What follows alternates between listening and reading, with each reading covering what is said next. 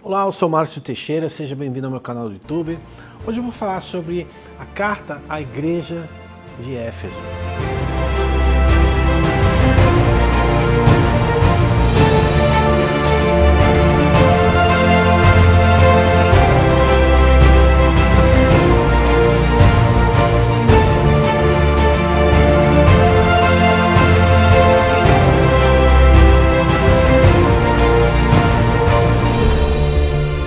Eu estou aqui preparando essa maquete do terceiro templo para constar dentro da série de Apocalipse que eu estou fazendo.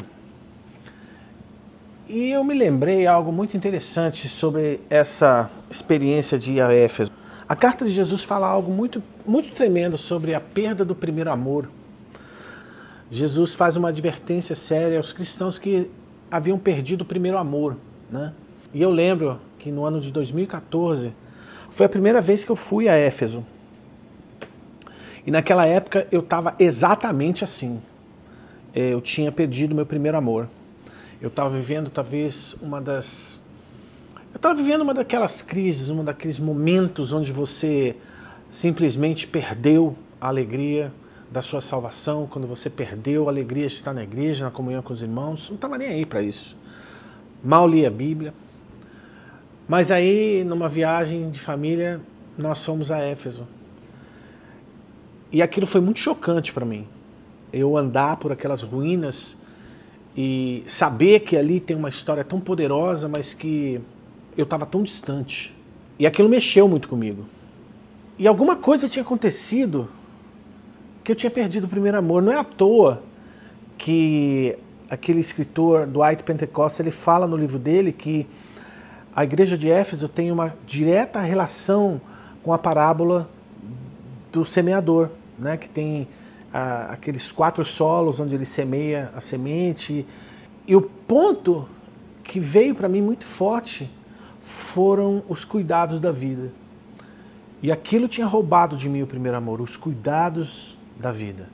Preocupação com o trabalho, desgosto com isso, falta de perdão daquilo. E Deus fez uma obra tão maravilhosa, e a maior prova disso é que você está assistindo esse vídeo. Porque anos depois, aliás, 10 anos depois, eu volto a Éfeso. Sabe, eu poderia fazer o começo desse vídeo super rebuscado, mas eu escolhi fazer aqui sentado na minha mesa, porque nada mais especial para mim do que ter o tempo com o Senhor, meditar na palavra, meditar nas coisas do Senhor. Estou aqui olhando para o tempo. E eu lembrei dessa história. Eu poderia dar um monte de coisas sobre fatos arqueológicos, sabe? E eu fiquei pensando, puxa, Paulo e João eram contemporâneos, eles viveram, eles se conheceram. Paulo ministrou naquela igreja. Paulo falou escreveu de Roma, né? Quando estava na prisão, 2 anos antes de morrer. Ele escreveu uma carta para os cristãos que ele conheceu, que ele ministrou.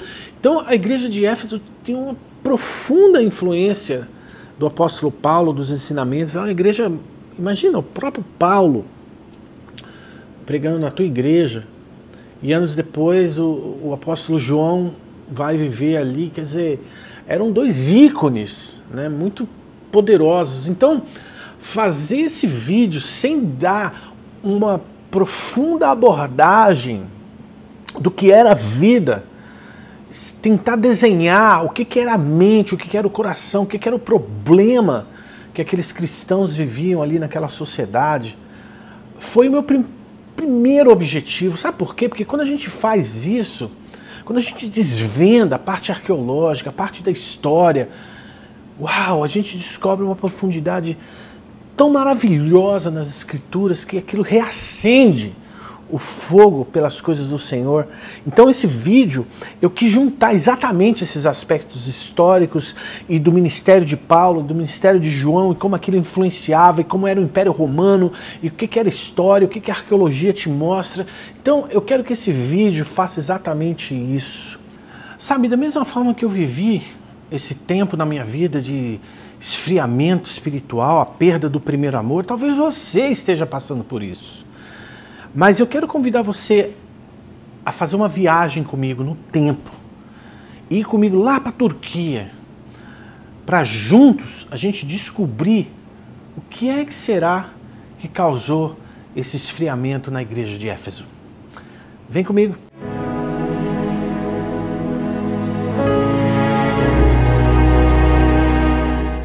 Eu estou no lado oeste da Turquia hoje, na cidade de Éfeso, e que é uma ruína muito importante, ligada, obviamente, à história do cristianismo, à história da igreja.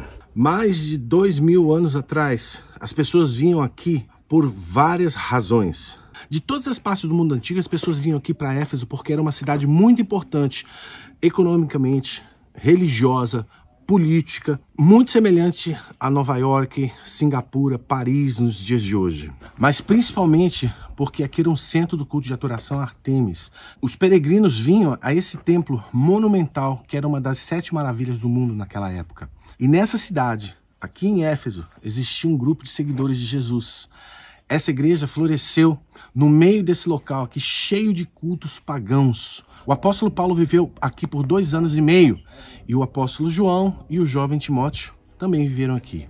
E é muito interessante que todas essas cartas às igrejas da Ásia Menor, a primeira delas foi dirigida a essa igreja que estava localizada nessa cidade, a cidade de Éfeso, onde eu estou agora.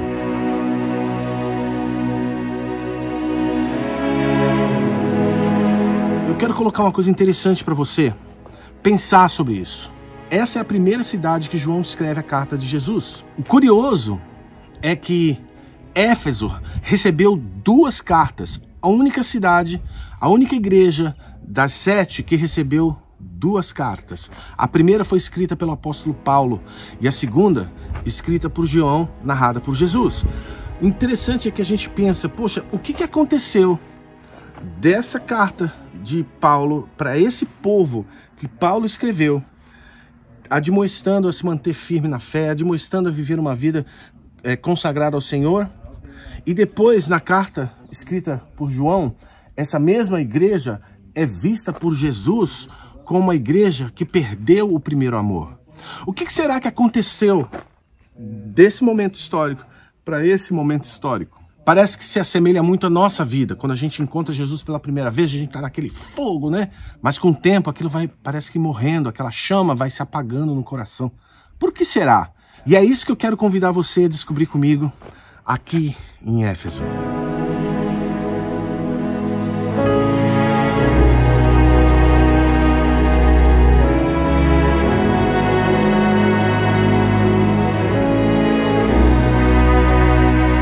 Esse é o tipo de ruína que as pessoas vêm visitar aqui em Éfeso, porque é tão bem preservado. E naquela época, essa praça aqui era uma praça muito importante, porque era uma praça cheia de pessoas ligadas à intelectualidade. Por isso aqui, a biblioteca de Celsius. E logo ali naqueles arcos, tem uma inscrição onde se lê a César é Deus, onde as pessoas tinham que prestar reverência como num culto, como numa atitude de adoração ao imperador romano. Para os cristãos, isso pegava fundo, porque para os cristãos, somente um é digno de louvor e adoração. O nome dele é Jesus Cristo. E aqui nessa mesma praça, em frente à biblioteca, existia a famosa Casa da Luz Vermelha, o bordel, que adicionava a pressão da imoralidade sexual à vida dos cristãos que viviam nessa sociedade.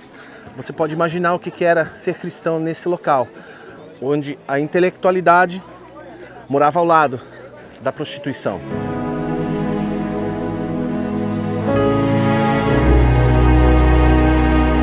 Esse local onde eu estou aqui agora era uma praça gigantesca na forma de um quadrado, um quadrilátero gigante. E tinham 3 portões principais. Eu entrei pelo que está aqui bem perto da biblioteca de Celsius, porque ali as pessoas tinham que, ao adentrar nesse local, pegar um pouquinho de incenso e jogar num incensário ali como um respeito a César, como um respeito ao imperador romano, como parte do culto. E era muito difícil para um cristão daquela época fazer isso. Por quê? Porque participar do negócio, do business aqui nessa cidade, demandava que esse cristão se prostrasse não só a César, mas também às entidades espirituais. Então, para um cristão que vivia naquela época, poder participar do comércio que chegava bem aqui atrás, porque aqui tem um porto. Os navios chegavam por aqui e traziam todas as possíveis e imagináveis iguarias e produtos que eram vendidos. E porque Éfeso era extremamente bem situada dentro do contexto do Império Romano, se você olhar no mapa, você vai notar que Éfeso estava numa rota comercial dentro do Império Romano, o que possibilitava os comerciantes que existiam aqui vender os seus produtos para o mundo inteiro, para o mundo do Império Romano inteiro. Então rolava muito dinheiro aqui, a vida econômica existia nesse local. E aqui, o cristão, ele era obrigado a participar desse culto ao imperador. Porque se ele não fizesse isso, ele seria excluído das rodas sociais. Ele seria excluído dos convites para os melhores negócios. Ele seria excluído do acesso ao dinheiro que rodava aqui, nesse local, no primeiro século, na cidade de Éfeso.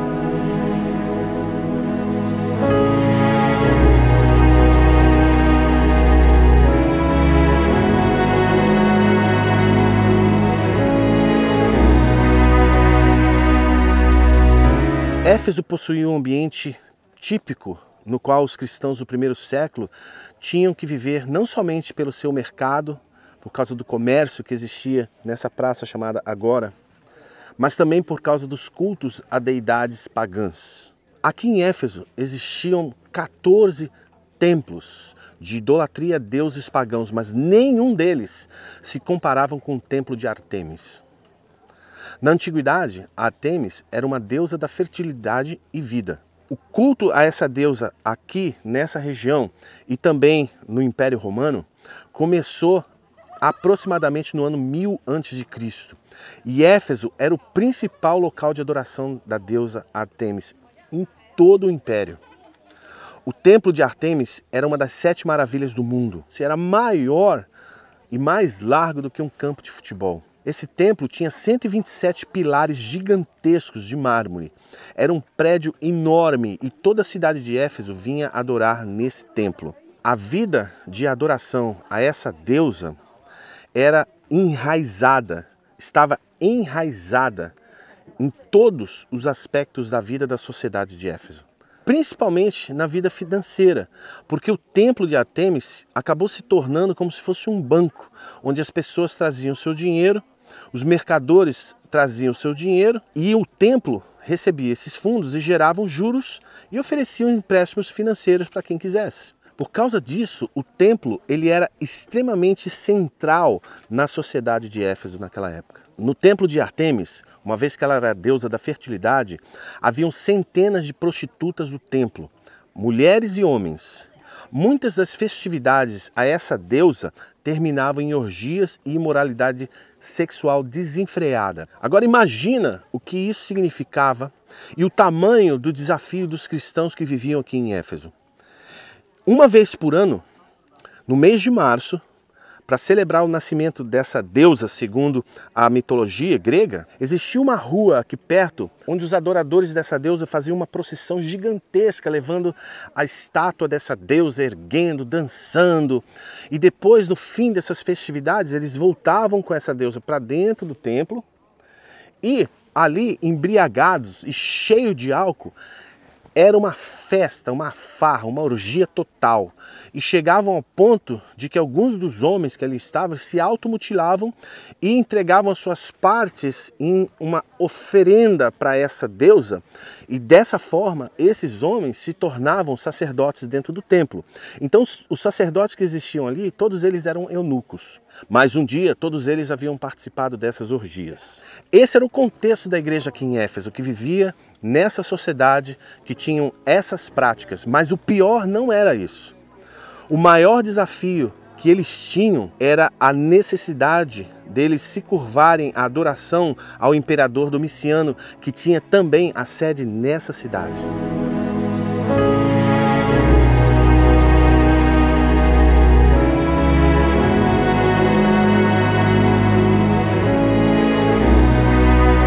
O termo grego neókoros significa aquele que guarda um templo.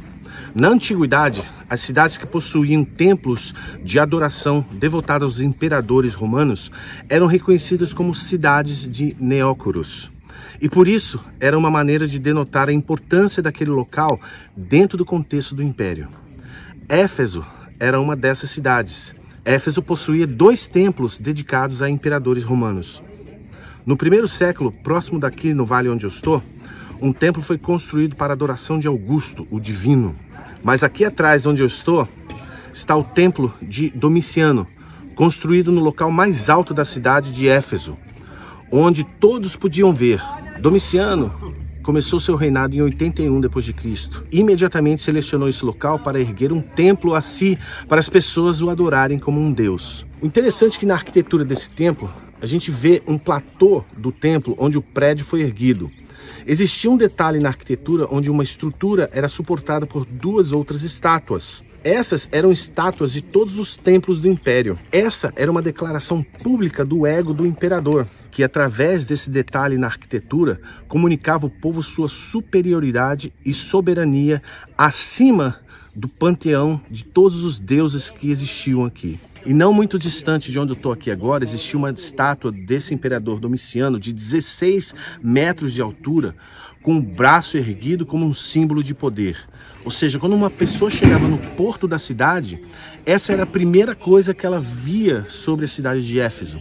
Eles viam e reconheciam nessa estátua o poder romano sendo representado na grandiosidade dessa estátua. Era como se o imperador estivesse falando para eles, ó, aqui quem manda sou eu. Para os cristãos que viviam aqui em Éfeso, essa era uma cena extremamente intimidadora para os cristãos que viviam aqui em Éfeso, porque Nero e Domiciano foram os imperadores que mais perseguiram os cristãos e a forma mais brutal.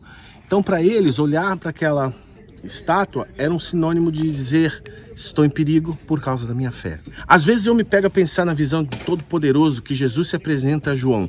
E talvez isso justifique a forma como Jesus se apresenta como Todo-Poderoso no processo de escrever essa carta. Nota o detalhe de como João começa essa carta que foi narrada por Jesus, dizendo à igreja de Éfeso o seguinte: estas coisas diz aquele que conserva na mão direita as 7 estrelas e que anda no meio dos 7 candeeiros de ouro. Essa é uma referência que ele tinha feito no capítulo 1 para João, e aqui ele está reiterando novamente, especificamente, para quem? Para a igreja de Éfeso. E se você estivesse em Éfeso ouvindo essa carta, conhecendo o contexto da periculosidade de viver ali como um cristão, você sabia exatamente que Jesus estava querendo dizer o seguinte: eu sou o Todo-Poderoso que te protege, sou eu que seguro na mão todas as coisas. Ele anda no meio dos 7 candeeiros de ouro, querendo dizer o quê? O candeeiro é aquele que dá luz. Então a igreja dava luz nas trevas do contexto daquela época. Então ele estava querendo dizer que ele, o próprio Jesus, o Todo-Poderoso, andava junto com a igreja naquele contexto e nada deveria trazer medo para eles. Talvez isso fosse uma forma de Jesus mesmo querer relembrar aos cristãos daqui que ele jamais deixou de ser o Todo-Poderoso. E nunca nenhum imperador romano chegaria aos seus pés. Dessa maneira, contrastando completamente com a iconografia dessas estátuas e o significado na mente das pessoas que moravam aqui em Éfeso. Mas o pior para os cristãos daquela época era que o culto aos imperadores romanos era uma forma do império se manter unido, e dessa forma os imperadores, através desses cultos, se proclamavam Deus. Então esses imperadores, eles utilizavam adjetivos como Salvador, Senhor, Mestre, Filho do Homem e Deus. Como é que você então mantém a unidade de um vasto império que abrangia tanta gente, tantas culturas diferentes? Só tinha uma forma de fazer isso. E uma forma comum de estabelecer esse poder era criar um contexto de culto de adoração aos imperadores. as pessoas debaixo do império tinham que adorar César.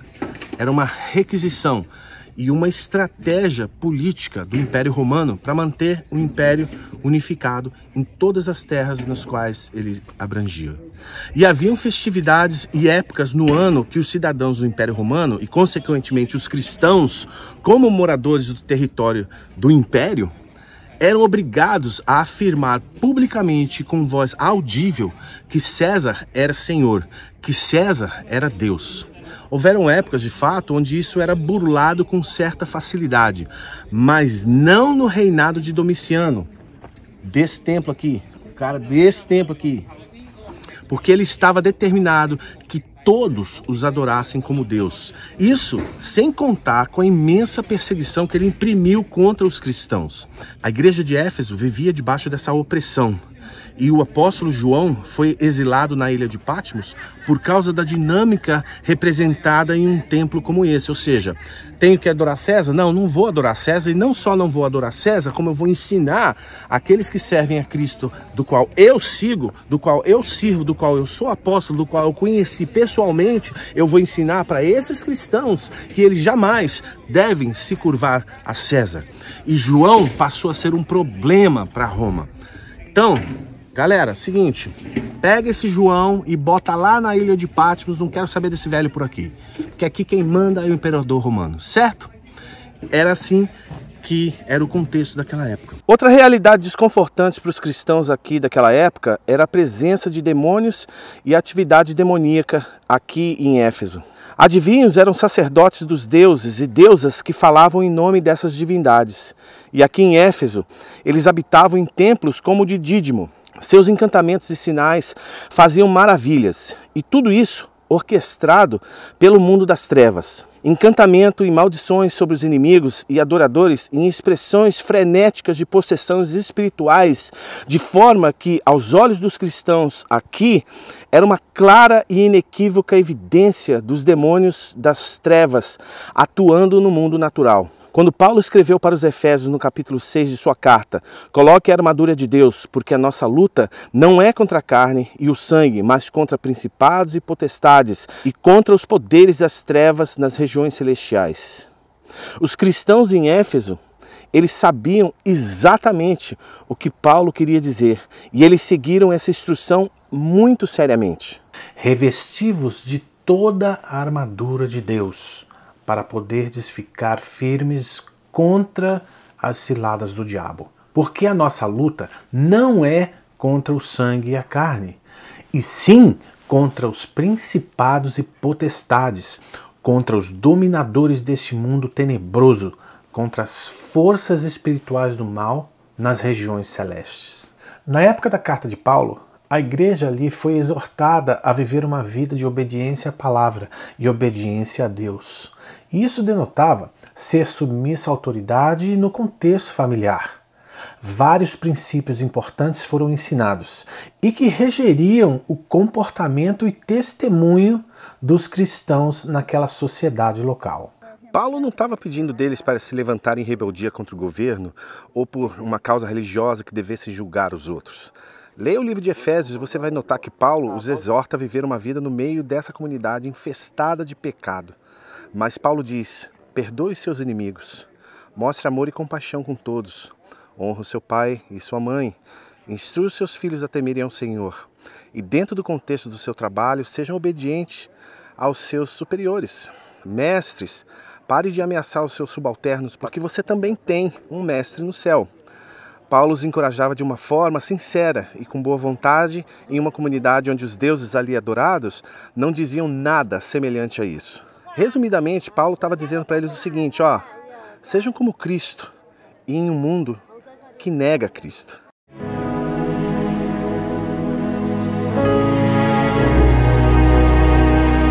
Atrás de mim aqui, você vê a fonte de Trajano, o imperador romano. Jesus escreve sua primeira carta à igreja de Éfeso, que vivia nessa cidade, que se reunia nessa cidade, né? E diferente das outras igrejas, parece que não existia uma falha tão profunda na vida daquela igreja. E mesmo dentro desse contexto tão pesado da época, de idolatria e de culto à pressão de Roma, culto aos imperadores, e talvez fosse de se esperar até uma carta um pouco mais forte, que não é o caso. Afinal de contas, por que não pegar um pouquinho de incenso e honrar o imperador na entrada da cidade? Ou ir no mercado central da cidade e ser socialmente aceito, né? Ou por que não ir às festividades da cidade e comer a comida oferecida aos ídolos dali? Ou talvez participar das orgias nos templos somente para manter sua posição e sua carreira, ou quem sabe para agradar os seus principais clientes que compravam de você ali na praça. Aliás, nessa carta Jesus explicitamente diz: vocês odeiam a doutrina dos nicolaítas. Os nicolaítas eram uma ala da igreja cristã no primeiro século que observava a filosofia grega da gnose, que basicamente ensinava que o corpo era insignificante e que a única coisa válida era a alma. Qualquer coisa que era feita no corpo ou o corpo em si não tinha valor algum.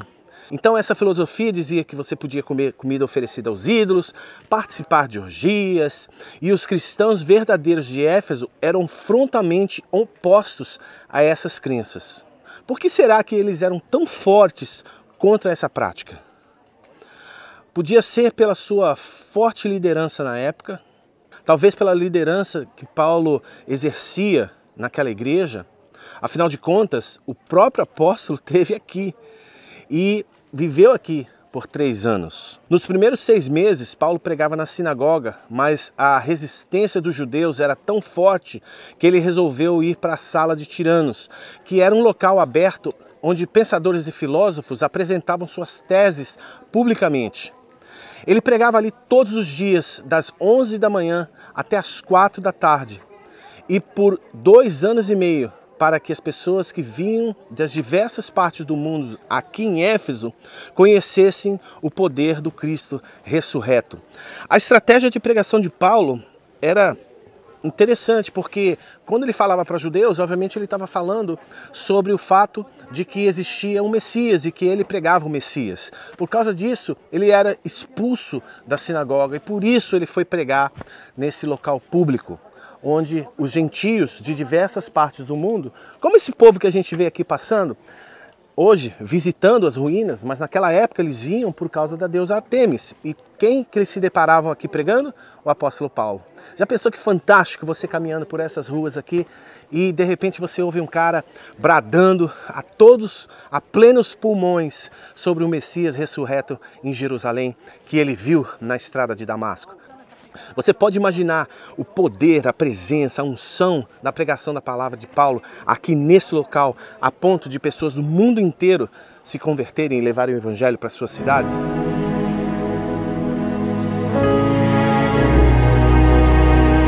Quando você abre a Bíblia e você lê Atos capítulo 19, você percebe o quão efetivo a igreja de Jesus era aqui em Éfeso em pregar o evangelho.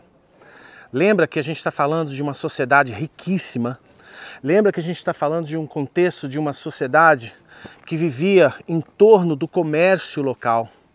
E um dos principais comércios locais que existiam era a fundição e a venda de estátuas da deusa Artemis, também chamada Diana. E a pregação era tão efetiva que as pessoas começaram a se converter e passaram a não comprar essas estátuas. E por causa disso, aqueles que detinham o poder de manufatura desses ídolos começaram a se revoltar e começaram a fazer uma revolta contra os cristãos e principalmente contra Paulo. E alguns desses cristãos foram trazidos aqui.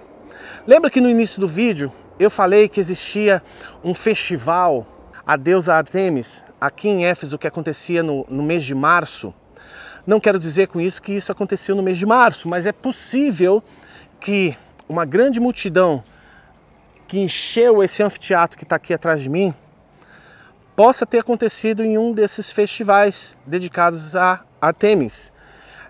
E a Bíblia diz claramente que eles ficaram gritando por 2 horas: grande é a Diana dos Efésios, grande é a Diana dos Efésios, nesse anfiteatro. E Paulo não foi trazido até esse anfiteatro, porque ele poderia ter sido morto aqui. Ao contrário, as autoridades da cidade falaram, a gente tem órgãos do governo que podem tomar conta desse problema. Isso apenas aponta o quão efetivo era a pregação do evangelho aqui em Éfeso naquela época. Mas Jesus começa a carta aos Efésios dizendo o seguinte: eu sei as tuas obras, e o teu trabalho, e a tua paciência, e que não podes sofrer os maus. E puseste à prova os que dizem ser apóstolos, e o não são. E tu os achaste mentirosos, e sofreste, e tem paciência. E trabalhaste pelo meu nome, e não te cansaste. Tenho, porém, contra ti, que deixaste o teu primeiro amor. Posso confessar uma coisa para você? Eu nunca gostaria de ouvir isso de Jesus a meu respeito. Ele fala sobre a perda do primeiro amor. A palavra primeiro aqui no grego significa prioridade de motivação, que aos olhos de Jesus é a coisa mais importante para ele. Eu fico pensando sobre essa lista de qualificação e elogio que Jesus disse que eles estavam fazendo como igreja. Talvez Jesus estivesse no fundo dizendo o seguinte: olha, vocês não estão fazendo isso porque vocês me amam. Essa igreja para vocês é como se fosse um hábito do cotidiano, como um dever do cotidiano, ou apenas uma tarefa cumprida na semana, ou apenas uma conduta mecânica de permanecer firme pelo simples fato de permanecer fiel. Mas no fundo, vocês não fazem isso porque vocês me amam. Essa é apenas uma prática religiosa de trabalho sem amor genuíno. Como trabalhar em prol de algo apenas pelo fato de estar ali. É como se você estivesse trabalhando apenas por estar trabalhando. Uma atividade vazia em si mesmo, que acaba no final do dia sendo algo seco, chato e sem graça. Jesus avisa, olha, se vocês não mudarem, eu vou remover de vocês o seu candelabro. Essa é uma direta menção ao objeto que existia no tabernáculo e no templo, que era responsável por prover luz como um símbolo da palavra de Deus manifesta ao homem, o próprio Espírito de Deus. Dessa forma, Jesus estava querendo dizer para eles, olha, se vocês continuarem a trabalhar na minha obra, sem o amor genuíno a mim, vocês vão perder a efetividade do poder da palavra de Deus no meio de vocês. Vocês vão perder o poder que existe na luz sobre as trevas. O poder da palavra pregada e a efetividade da igreja de Éfeso seria removido. Eu acho que o que Jesus está querendo dizer, na verdade, é que mais do que o trabalho no reino, mais do que o trabalho na igreja, ele quer um relacionamento genuíno. E o serviço que é fruto desse relacionamento genuíno, ele realmente se torna efetivo para o qual ele se propõe. Sabe, eu tenho que confessar uma coisa para você. Eu não sou uma pessoa organizada no sentido das minhas coisas, né? Muitas vezes a minha esposa reclama que a mesa do meu escritório está uma bagunça. E ela pede para organizar, mas às vezes eu não organizo. Mas às vezes, genuinamente, eu olho para aquela bagunça e eu me encontro na minha bagunça. Mas eu sei que aquilo entristece a minha esposa. E eu procuro com todas as minhas forças tentar fazer com que aquele escritório seja algo apresentável. Que ela, quando entra ali, ela fala, uau, que legal que está arrumado. Por quê? Porque é importante para ela. E talvez isso seja um paralelo um pouco simplório daquilo que eu estou querendo falar, mas no fundo, Jesus não está preocupado ou esperançoso que você faça grandiosas obras em nome dele. Ele não está esperando que você seja o segundo Billy Graham ou você faça grandes coisas pelo reino. Jesus quer que você faça a obra pela qual ele te comissionou com todo o seu amor a ele. Independente se as pessoas vão dar tapinha nas suas costas, se vão vir as palminhas do povo, Jesus não está nem aí para isso. Ele está olhando para o seu coração e vê, será que esse serviço que você faz é genuíno por amor a mim? Eu acho que é isso que Jesus espera de mim e de sua igreja. Que façamos a obra em primeiro lugar pelo amor genuíno a ele. Eu acho que é isso que Jesus espera de nós, sabia? Que a gente faça as obras relacionadas à sua igreja, em primeiro lugar, por amor a ele. Então ele pede para essa igreja de Éfeso que eles voltem à prioridade de motivação, que é amar ao Senhor em primeira instância. Se eles se arrependessem eles voltariam à pureza daquele amor genuíno e desprendido. Isso significa que se você ama de fato Jesus, então faça o que Ele deseja que você faça com o coração correto diante dele. Isso talvez signifique sair das quatro paredes daquele predinho chamado igreja, que muitas vezes nos confunde, né? Que muitas vezes nos oprime dentro de uma mentalidade opressiva, porque servir a Jesus por regra e leis de homens, do que vale se não tiver o amor genuíno no seu coração? É preferível praticar as obras do Senhor Jesus escondido no anonimato dos atos de compaixão com o próximo do que diante dos holofotes de um coração distante de Deus.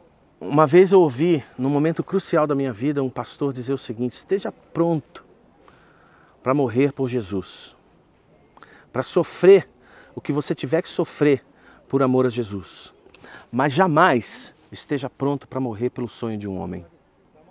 Isso é uma verdade muito profunda na minha vida. E talvez, pensando dessa forma, do amor genuíno a Cristo, fique mais fácil da gente entender passagens como Mateus 25, 35 a 36, eu vou ler aqui agora. Pois eu estava com fome e vocês me deram comida. Eu estava com sede e me deram água. Era estrangeiro e me receberam em sua casa. Estava sem roupa e me vestiram. Estava doente e cuidaram de mim. Estava na cadeia e foram me visitar. Ou quem sabe, por amor genuíno a Jesus, nós possamos realmente exercitar o perdão àqueles que nos magoam.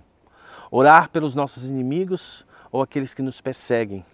Orar por aqueles que são usados pelo diabo para desviar as massas, ao invés de usarmos a mídia como instrumentos de um tipo de discurso que jamais sairia dos lábios de Jesus.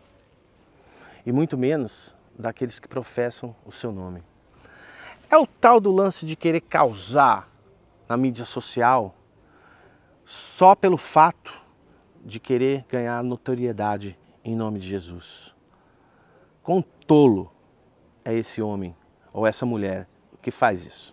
Amar a Cristo de verdade vai refletir no mundo a genuína luz daquele que realmente o mundo precisa e às vezes nem sabe que precisa.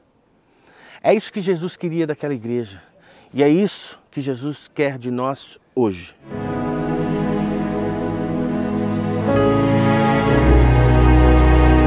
Mas enquanto estamos aqui no final da carta para a igreja de Éfeso, Jesus faz uma interessante referência a esse templo aqui atrás de mim. Aquele que vencer, eu darei o direito de comer da árvore da vida, que se encontra no paraíso de Deus. Ártemis era a deusa da fertilidade na vida, segundo a ótica dos gregos e romanos. E um dos símbolos aqui em Éfeso existia, no pátio aqui onde existia esse templo, existia uma árvore grande plantada. Essa árvore simbolizava a vida. Então as mulheres que tinham esperança de engravidarem vinham aqui e tocavam nessa árvore.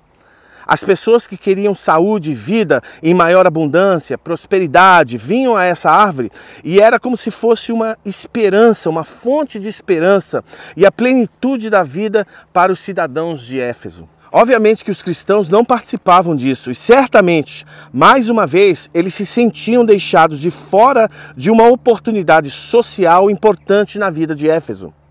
Mas Jesus disse: se vocês permanecerem firmes, fiéis, no final eu darei vocês a árvore da vida eterna. E Jesus ainda adiciona um detalhe dizendo que essa árvore se encontra no paraíso de Deus. Será que essa parte do texto foi colocada ali por acaso?